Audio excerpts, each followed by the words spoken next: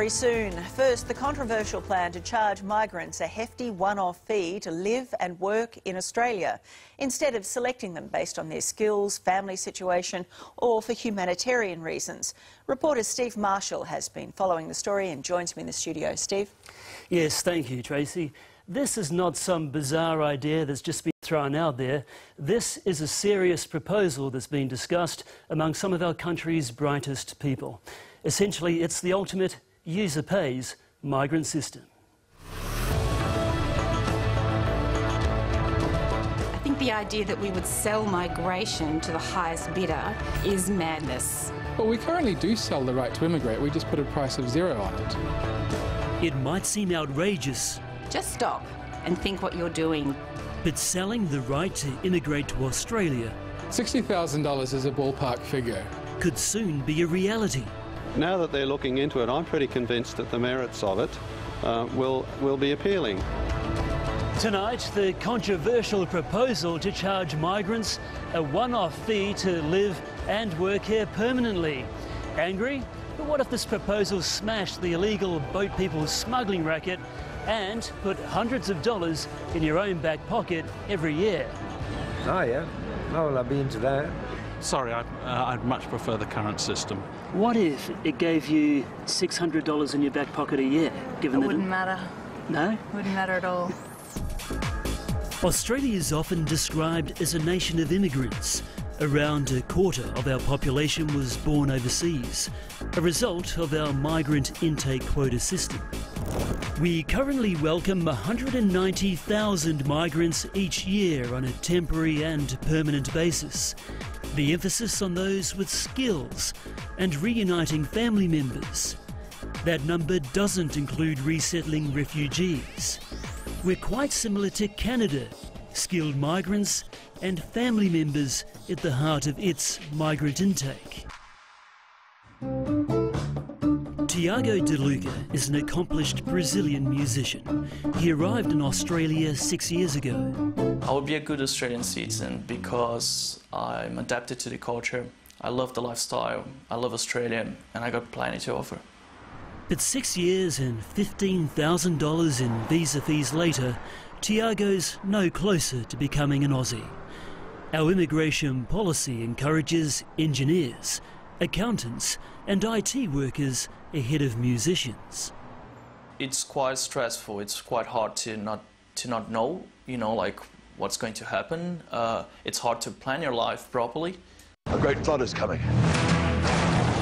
Our immigration and visa rules are complex and varied.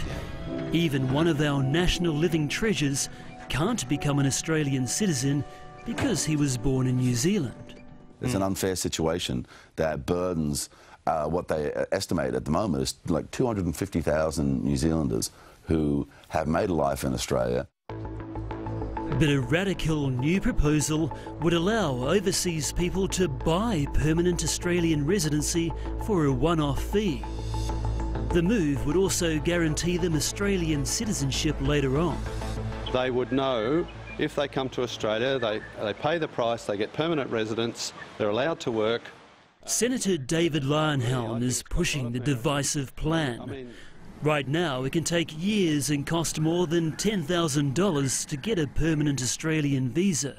The senator suggests slugging migrants $50,000 each to bypass the red tape. The applicant would have to pass the mandatory security and health checks, but wouldn't be able to access welfare payments for a period of time. You're more likely to get people coming to Australia who know that they can make a go of it, who know that they're going to get a job, and it's worth investing the money because they'll make the money when they get here. I think it would have a very serious impact on what is already a constrained labour situation in Australia. Okay. Jed Kearney is the Australian Council of Trade Unions president. She fears the new scheme would only attract those rich enough to migrate here. Thank you. If you look at the history of migration in Australia, it really has been built on those hard-working migrants who came and did things like built our Snowy River scheme that have actually been able to contribute productively to our economy and have made their lives here and made a future here for their children. One suggestion for migrants who can't afford to pay the 50k fee, to borrow the money from our government. Much like the HEX system, where the borrower repays the loan once they've started work.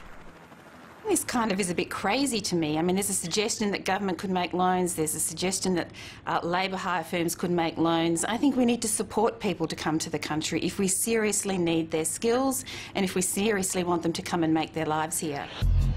In a clear sign the government's willing to shake up migrant rules, it's understood Chinese tradies, such as electricians, will no longer have to pass a skills theory test to work here on a temporary visa under the new free trade agreement. The move sparking an emergency meeting at the Electrical Trades Union, which warns the concession will put work and public safety at risk. The current skills-based migrant quota system raises $1.7 billion for the government in fees and fines. A price-based immigration system could inject more than $20 billion into the kitty. That revenue could be used for any purpose the government sees fit. Economics professor Jason Potts has crunched the numbers. He says everyday Australians could also receive a slice of the 50k migrant entry fee. This money can be handed back in many possible ways. It can pay down debt, it can be used to provide extra services, or it can be handed directly back to Australian citizens, which I'd estimate would be about $600 per person. I still wouldn't mind the $600 if they were offering it me at the same time, but you know, there's other ways to think about the value other than a dollar figure. At this Australian recruitment firm, British expat Jamie Finnegan's one of the many international accents in the room. Having spent 2 years on a temporary visa, he's now eligible to apply for a permanent visa. But Jamie's against the proposed 50 grand entry fee. Okay, great, we'll see you then. Having lived here and you know, paid the living costs as well as contributing taxes back to the Australian government and society in general, I'd feel a bit aggrieved if someone was able to just come in and pay for that outright and, you know, not have to maybe earn the right to be able to do so. Senator Leyonhjelm bases his 50 grand per migrant fee on the illegal people smuggling racket between Indonesia and Australia. It's estimated desperate people pay up to $40,000 each for a seat on a dodgy boat to Australia. The senator believes paying a little bit more will tempt people not to take the illegal route. So the idea would be to price it higher than that cost on the basis that if they get accepted, if they pay their price, they're into Australia, they're not going to get deported, sent to detention centre, die at sea or any of that sort of thing. The world-first proposal is being discussed by the government's think tank, the Productivity Commission. And there's no shortage of ideas submitted by the public either, such as holding online auctions for permanent visas. It would be similar to eBay, only more like VisaBay. It's an interesting idea worth exploring. I think it's kind of madness. I mean, we seriously have to think about the sense behind this. Well, the Productivity Commission will release its draft report into the matter later this year. You'll often see